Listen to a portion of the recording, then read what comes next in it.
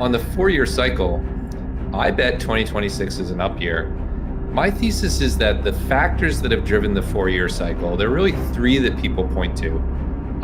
One is the Bitcoin halving, one is interest rates, and one is blowups. Some combination of these things, interest rates and macro conditions. But the halving is half as important every 4 years, just statistically. Interest rates are as liable to go down as they are to go up. They went up aggressively in 2022 and up in 2018. And I think the risk of blowups is dramatically lower now that we have ETFs and regulation. So I think a lot of those negative forces have been tamped down.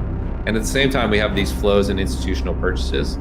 So my money says 2026 is a pretty good year. Could be volatile, there could be pullbacks, of course. But I think we're gonna go up in 2026 and break the 4 years. Matt Hougan starts by painting a bullish picture for the next phase of crypto ETF adoption, particularly for Bitcoin and Ethereum. He's confident that the inflows into these products will continue to accelerate, not just from retail interest, but significantly from traditional finance, TradFi institutions. Please take a little time to like this video, subscribe to the channel, and turn on post notifications for more videos like this. You can also check out our other videos on cryptocurrencies and the overall digital asset space and drop your comments and observations in the comments section below.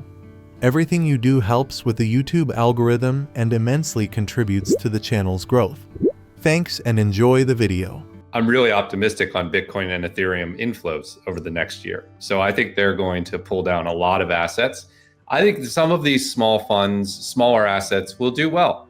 I wouldn't be shocked if you ended year one with $1 billion in a Solana ETF or $1 billion in it. That's within the realm of possibility. For what it's worth, that would make it like, I don't know, a top 50 ETF launch of all time, right? Crypto is so spoiled by these Bitcoin ETF launches. Most ETF providers are like thrilled if they get to 100 million in year one. That is a gangbuster success. So I think they'll be successful from that perspective, but crypto Twitter will probably be like, where's my $36 billion? And I tried to explain what was happening. And I made the analogy straight back to Bitcoin.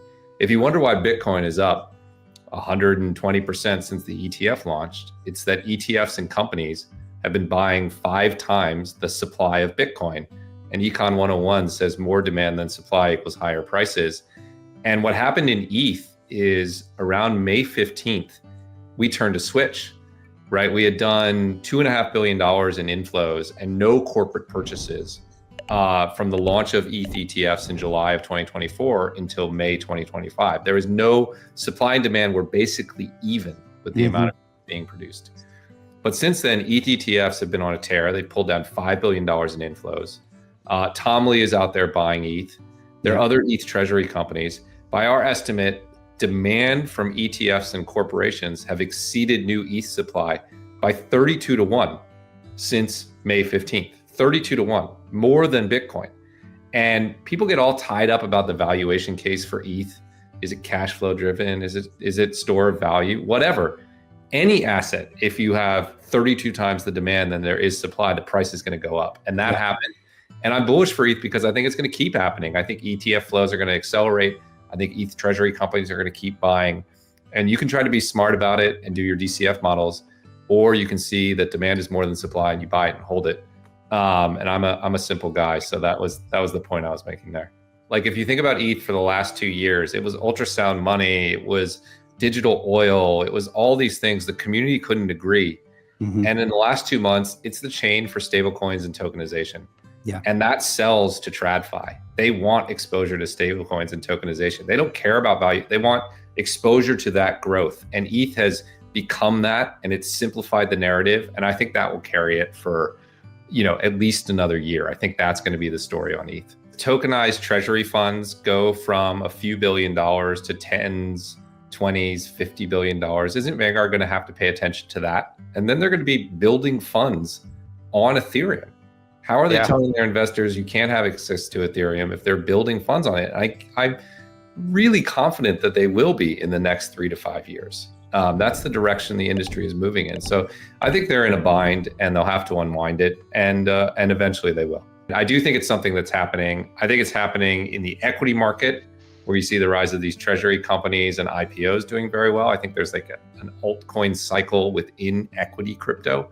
And then I think it's happening in the crypto market. So a few people will raise that, but mostly it's just diversifying your exposure, broadening your exposure, gaining exposure to everything that crypto can offer. I agree that flows are going to accelerate for all the reasons that James said. These national account platforms are just now unlocking. For what it's worth, the due diligence they do is absolutely extraordinary. The most recent package we filled out was 650 pages long and involved multiple on-site visits from their teams. They really do this at a serious level. That's why it takes a long time. The other fact I would add, sad fact for me, but a fun fact for you, is the average Bitwise client allocates after 8 meetings. And if they started doing quarterly meetings when the Bitcoin ETF launched, they finish that run at the end of this year and start allocating in 2026. These people just move slower than crypto retail is used to. And so I think we'll set a new record for flows this year. I think we'll set a new record for flows next year, and so on. On the 4-year cycle, I bet 2026 is an up year. My thesis is that the factors that have driven the 4-year cycle, there are really 3 that people point to. One is the Bitcoin halving, one is interest rates, and one is blowups. Some combination of these things, interest rates and macro conditions. But the halving is half as important every 4 years, just statistically. Interest rates are as liable to go down as they are to go up. They went up aggressively in 2022 and up in 2018. And I think the risk of blowups is dramatically lower now that we have ETFs and regulation. So I think a lot of those negative forces have been tamped down. And at the same time, we have these flows and institutional purchases. So my money says 2026 is a pretty good year. Could be volatile. There could be pullbacks, of course. But I think we're going to go up in 2026 and break the 4-year cycle. At the same time, ETF and corporate flows are increasing. So while volatility will remain, Hougan predicts 2026 will be a strong up year, likely outperforming historical cycle expectations. He also emphasizes that institutional rebalancing adds stability. If crypto allocations grow from 5% to 10%, advisors may sell into strength. But if prices drop, they'll rebalance back in. This cushions the downside and reduces the kind of 80% drawdowns that once defined the market. I think they're going to be the second biggest category. If you think most of the flows into ETFs are from TradFi investors, which over time will be true, I think a lot of them are just going to, buy the index the same way they do in stocks and bonds. So I think they'll be, I think they'll be very significant. And I think they'll be, after Bitcoin, the second biggest category in crypto. That's why we're so excited to bring them to market.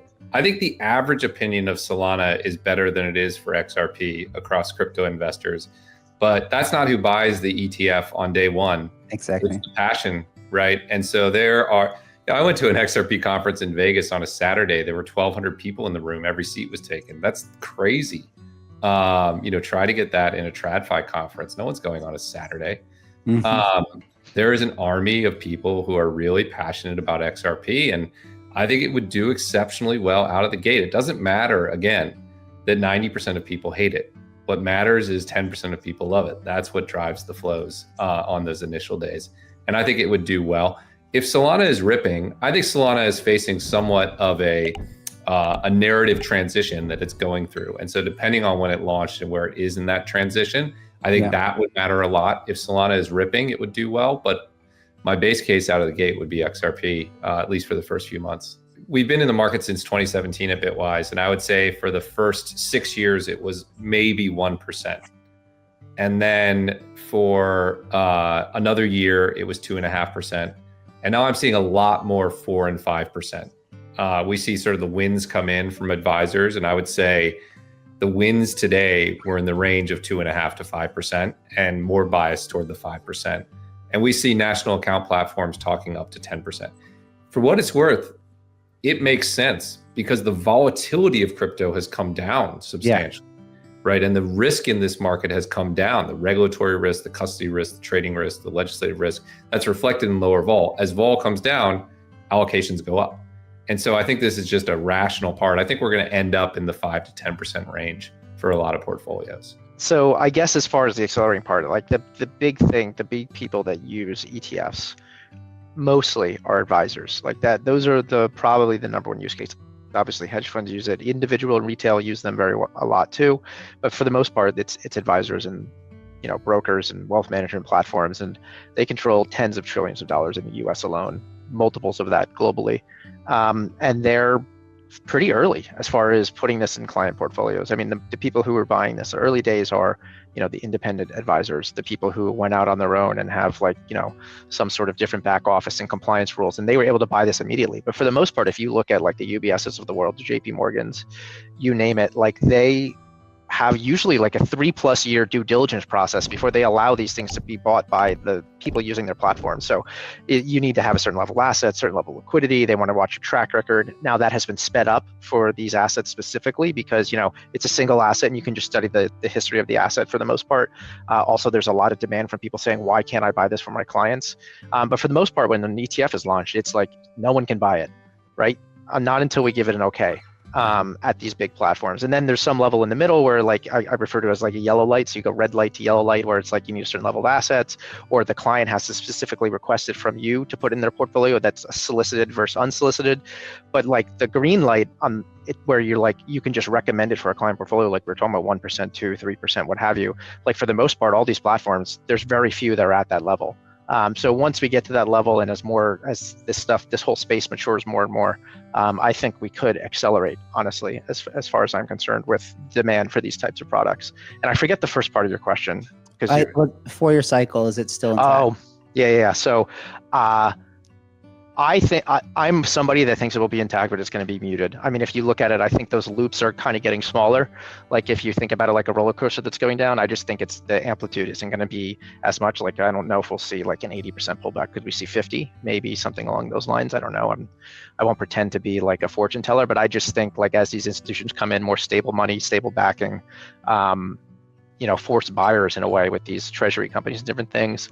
I think the amplitude of those cycles is going to go down, and it won't be as like strict like on the money where everything collapses in November or December of like whatever year is coming up. So yeah, I don't think it's completely done, just because human nature, liquidity cycles, you name it. But I just think it's getting more and more mature. And these people we're talking about, advisors, institutions, if they're going for like a 3%, 4%, 5% allocation, if all of a sudden it jumps up to 10% of their portfolio and they're not ready to do that, they're going to sell as it goes up. But the inverse is true too. If it goes from 5% to 2% or 2.5%, they're going to rebalance and end up buying. So I think that possibly will, as vol is coming down, part of the vol coming down is like the upside is going to be a little bit more capped, but I think also the downside should be a little more capped. So yeah, I think it's likely that it's still going to go, but less amplitude. Hougan sees ETF as the primary gateway for institutions to enter the crypto market. While hedge funds and retail play a role, it's financial advisors, wealth managers, and brokerage platforms that will drive the bulk of capital inflows. Most large platforms, like UBS and JP Morgan, take 3+ years to approve new ETF. They're cautious, thorough, and demand a proven track record. That's why the real flood of capital is just beginning. As ETF become green-lighted on more platforms, advisors will begin recommending them across portfolios, unlocking trillions in potential capital.